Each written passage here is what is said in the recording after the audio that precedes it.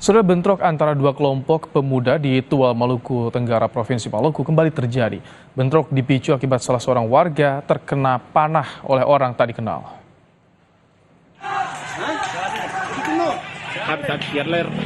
Biar ler atas rata.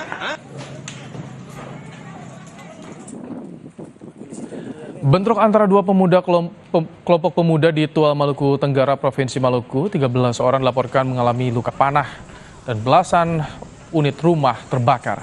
Masuk 3 anggota Polri yang mengamankan bentrok ikut terkena panah.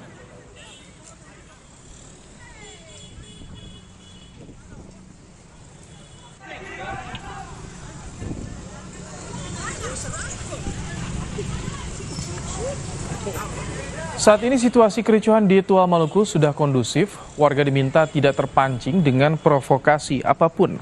Menghindari bentrok susulan, Polres Maluku Tenggara menambah jumlah pasukan untuk siaga di lokasi.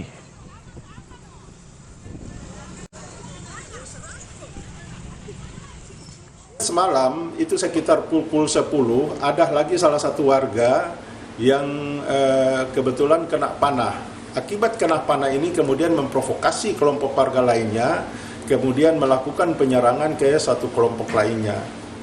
Sehingga terjadi sampai dengan tadi pagi itu masih terjadi saling serang, dan sampai siang ini perlu beta jelaskan kepada rekan-rekan semua bahwa situasi sudah kondusif.